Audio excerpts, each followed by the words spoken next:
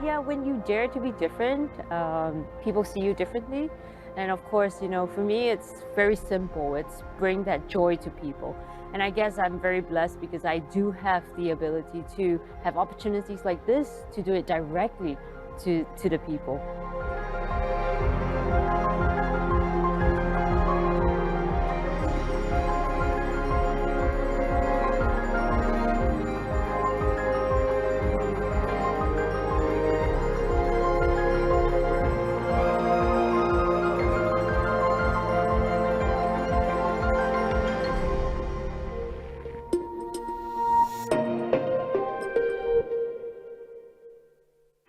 Hi, everyone. It's really good to be back again.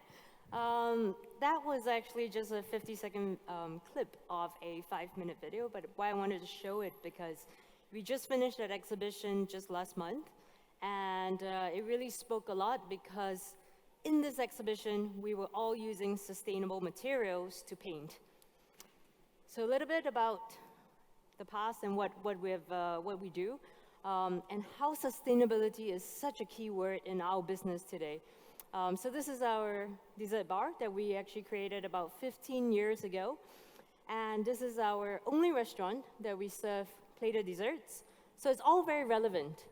I mean, as a pastry chef, you have different types of disciplines from restaurants to confectionery and also an artist. And today I want to bring about how sustainability and also the choice of materials that we use and the power that we have that we can make this change. So these are some of the desserts, tables, the lab that we have in Singapore that we had before to use for research and development. The desserts that we are plating up, the choice of materials and ingredients, and our tagline, your world is your imagination. So 3 years ago, I was here on the stage really talking about edible art and pushing the boundaries and imagination. Now let's lock that up and let's talk about sustainability today. So I'm bringing you through the type of things that we have done in the past, which is, for example, artworks like this. But we were using materials such as plywood, carpentry work, boards, tables, and we were not really thinking about the types of materials that we were using as an artist. So I'm a food artist. I paint a lot with chocolate, marshmallows, anything you name it. As you can see from the first video, we actually do that as a big buffet, for example. This is for World 50 Best. This was many years ago. Again, we didn't really put much thought into also really pushing the boundary of using sustainable materials. So this was using plywood. But the video you saw earlier that fed 4,000 people, we used reboard, which is again another type of material that is much cheaper, but yet it's recyclable material, and it's also hard. So we managed to paint, with it and be able to feed people. So what I'm trying to say is, not just only food on the plate, but as an artist, we're able to make the power to change. So some of the ceilings, as you can see, the boards that we've done before, these are all amazing work that we've done before, but my purpose is really pushing the boundary for the next generation of artists and chefs on the choice of materials that we use. So right now, every single project that we have for edible art, whether it's feeding 10,000 people or 100 people, today I'm going to feed all of you chocolates. I think you heard it. There will be chocolates distributed everywhere. And so with that in mind, we're always thinking what materials we can use. This is acrylic. I'm not very proud of it, but this is 10 years ago that we were doing it. And now we have to think different. How can we use, like wood? Let's say somebody was throwing away a piece of wood, we're collecting it, we're repurposing a lot of our products into food experiences. So this is our next step. It's a lot more work, it's a lot more costs involved because it's time costs, but because we can make the power to change, we're doing that. This is one of the artworks that we did in Korea. And for me, I really wanted to take again the next step of installations that last forever, to use again very, very different materials on that. So we're working, and I'm going to show you what are the material choices that we're really trying to push the boundary on. All right, and the third discipline I have, so you've seen the art side of it, the dessert part of it, and now the confectionery part of it. Everything is super relevant, because whether it's in a box, whether it's in an exhibition, we need to make these choices. Now you see these chocolates? We're gonna pass them around now. You get to taste. It's the red one is chili, and the brown one is coconut sugar. It's pandan gula melaka in our country. It's a very delicious flavor. And so you can see these boxes here that I brought today. We've always used paper, but you know the problem is we have to matte laminate it. And I also want to talk about Mitsuharu, who brought the banana, paper. That was really awesome. But how do you relate luxury products with sustainable material? This is something that we've been working on for 10 years. I mean, it's hard. It's matte laminated, it's recyclable, plastic, but we have to make the choice of change. Should we use pulp and put it in our chocolates? Should we use brown paper, for example? Awesome. Chocolate is not an easy product to transport, so I want to show you a couple of these boxes. We've used paper pulp to kind of house the chocolates before.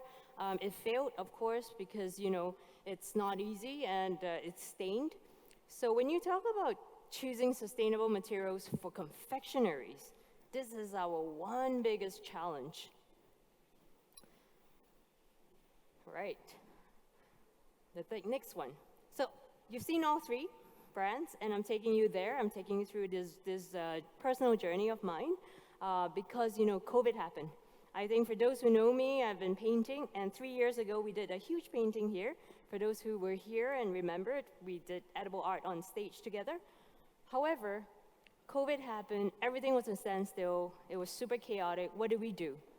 We decided to plant cocoa in Singapore. As a pastry chef, for so long, I've not seen chocolate until I was 30 years old.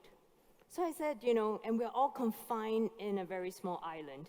I think out of all the guest chefs here today, I'm probably maybe one out of a few of us who are from a very, very small country.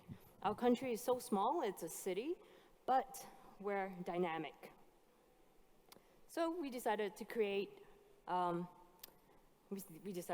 new brand called Pure Imagination, Bean to Bar, and to plant cocoa in Singapore. So it all started with a dream, right? There's literally no land in Singapore. And I want to give you statistics because it's very important. Now, if I were to rent 1 hectare of land in Singapore, it cost me 4,000 Singapore dollars, about 3,000 US, a month, 1 month, $3,000 to rent 1 hectare of land.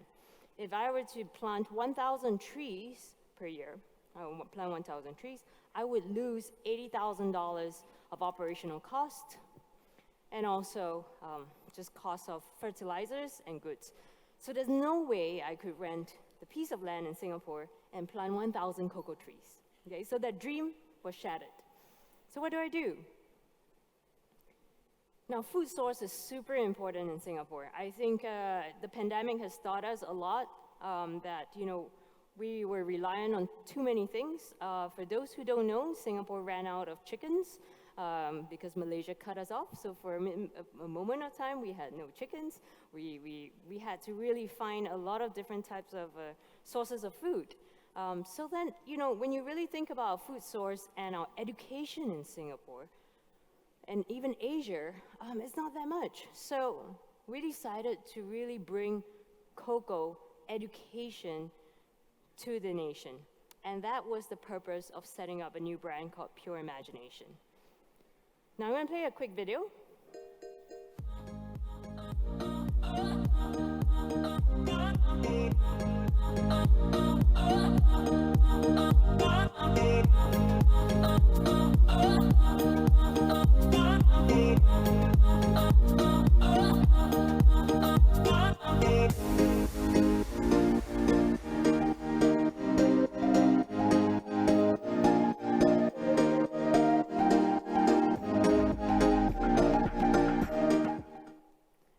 very quick video from our IG, Pure Imagination, JW Pure Imagination. Believe it or not, after a year of work, what we did was we went out to the islands, we went to Gardens by the Bay, we went to all our national parks. And for those who have been to Singapore, it's a beautiful city. It's probably, yeah, I would say one of the most beautiful cities as well. Smallest, but beautiful. And you know, we cleaned up all the cocoa trees. They were terrible. They were like black and they were diseased. So we started pruning them and we started to clean it all up. And then we finally were able to harvest. So what I'm holding today is Singapore chocolate. I would never imagine in my entire career to be doing this for our nation, but also to bring the education of cocoa, to even hold this in my hand when I was studying as a pastry student in our nation. I think this is a dream that everyone was part of, and I will share with you why and how. But I think there's also a lot of students here, pastry students here, who are working with chocolate and have never held chocolate, right? For those who have never seen a cocoa, tasted a cocoa, please join me on stage. All right, so we got some of them there. I think whoever. We're gonna cut this open, we're gonna taste it together, and to me, this is purpose. So we started taking all the good cocoa, and then we were teaching everybody how to do germination and sprouting. I think Gokman knows that my speech is always very interactive, so there's always like maybe 20 people up on stage with me by chance. Okay, that's an army of people, fantastic. All right, you're gonna hold it. Oh my God, I think I asked for 2. Wow, this is fantastic. You guys all get chocolates, okay? Super amazing. All right, so you're gonna cut it, okay? Oh. Okay, so you do it like that. Don't cut your finger, all right? Just do it like that, all right? And then you're gonna break it open. Okay, hold this for me. Okay, you break it, all right? All right, can I get a guy over here? You, okay, you?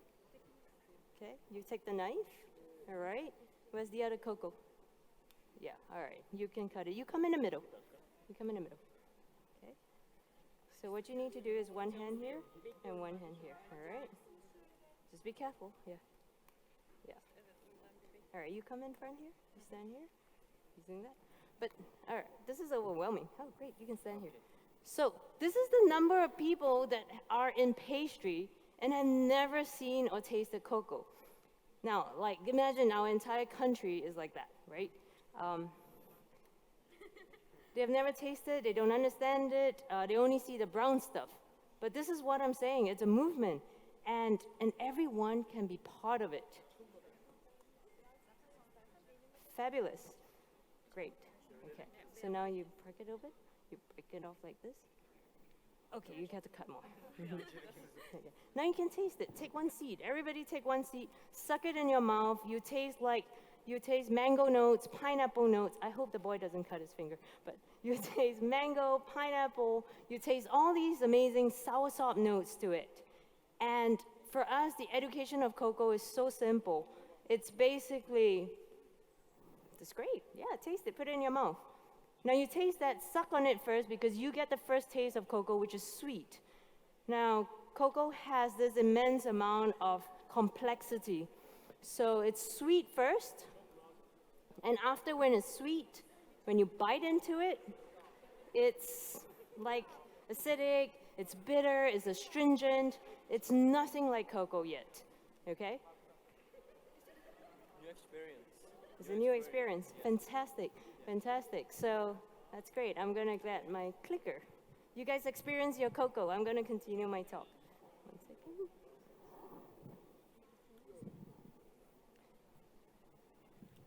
But it just goes to show you how overwhelming it is that in one country, one nation, that many people don't have that education, all right? So while that's happening, I'm gonna play a video.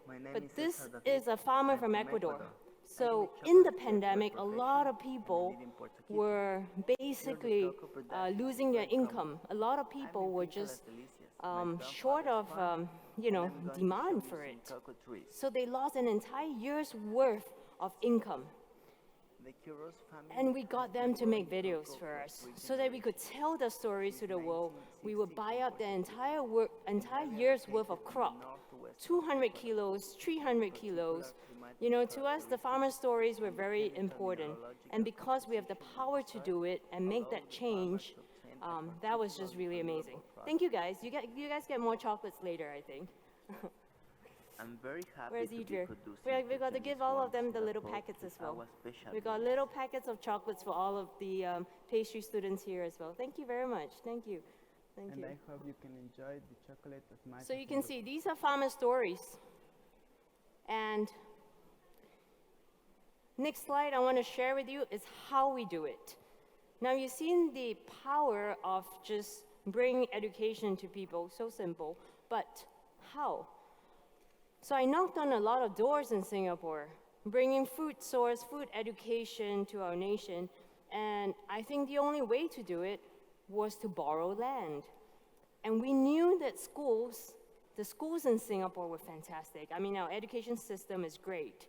So this is the principle. This is one amazing principle in a school, right at the bottom. The top photo is my team over there, we're pastry chefs that were planting cocoa. So we knocked on the doors, and right in the schools, we started planting lots and lots of cocoa trees. We still have to pay for maintenance. We put in the irrigation. We were paying about $200 a month minimum. This is an investment that we have to pay for 40 trees. So it's still a lot of money for very little cocoa. But it was possible. And right now, we've also taken it to homes. You can see these are all in people's houses. We give them the know-how on how to grow their own cocoa, how to take care, what type of fertilizers to do it. But I think when there is a problem, there's a way. And it's in homes. And again, kids. So imagine a very young kid, 6-year-old Singaporean, tasting fresh cocoa. This would never have happened 30 years ago. But this is our mission now, to bring more and more food education to our nation. Again, then of course we started experimenting a lot with cocoa. So our next stage is, of course, not only teaching people how to grow their own cocoa, but how do you ferment it? I mean, nobody really has a know-how on how to ferment it in Singapore.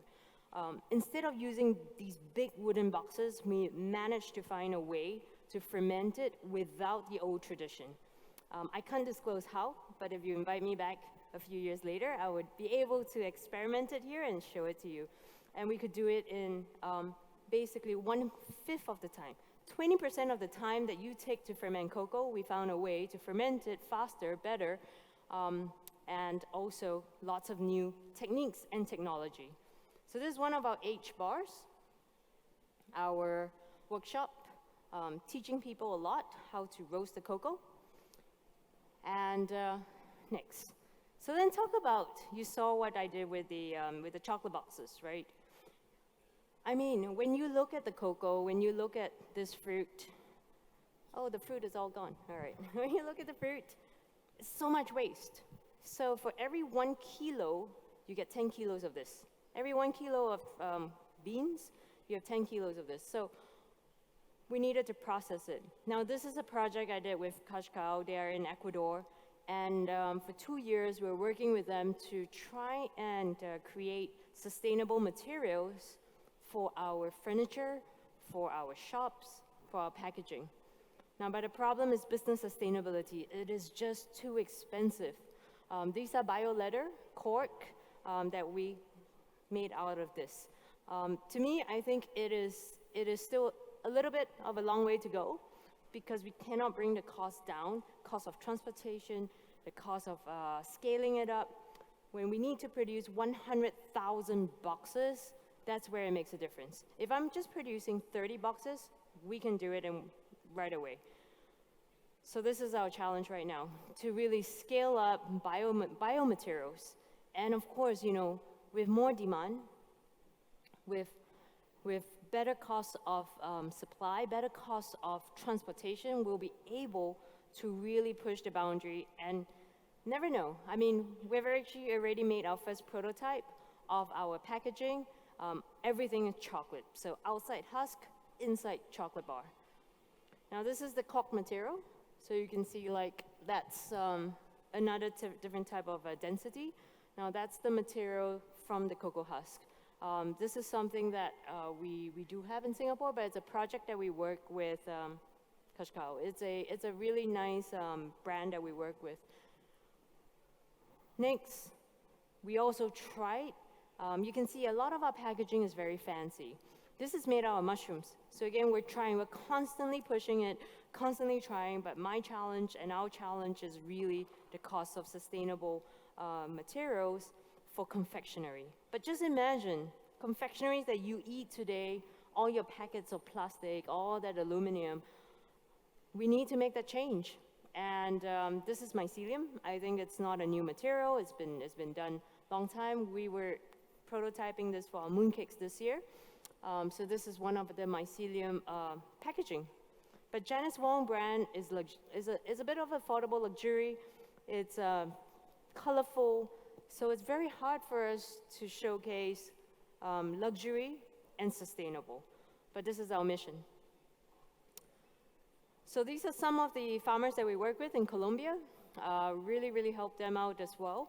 And so for us, it's very important that we reach out to them and also take their raw materials and their waste and to recycle them and repurpose them into materials that we would then use for the public. So this is some of the bean to bar that we have with all the different countries. I won't say too much about it, but you can see it on our website that under direct trade, we put all the farmer stories there. We want to collect more and more farmer stories and support them. It's only because we're very small and because we can. So our next mission to support us in the cost of doing this R&D is to get the entire nation to help us to plant a plant. So we've actually been able to raise some funds, and each plant costs about $40 first, because the cost of soil and fertilizers are very expensive. I brought 2 plants. They are Singapore cocoa. Do you want it? Okay. Oh, you have a question? Yeah, sure. You want the plant? Okay. But yes, for those who have a greenhouse, I highly recommend, if you have a greenhouse, try it. It can work. Friends in Europe have done it before as well. I know Turkey, it snows, so it's going to be very difficult.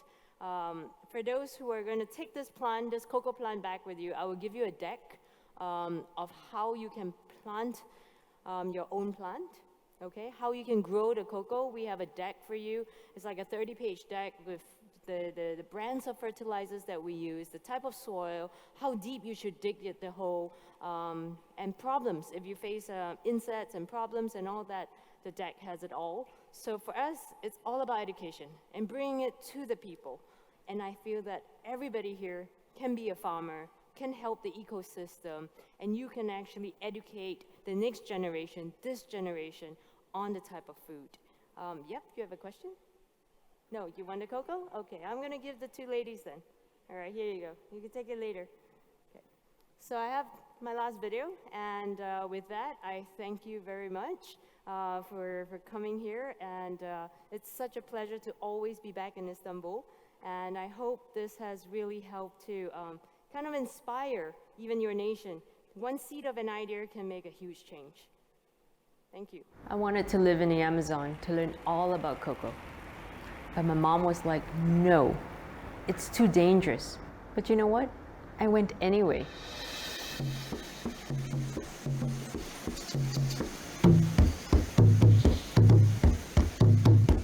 The journey of our chocolate begins with our farmers.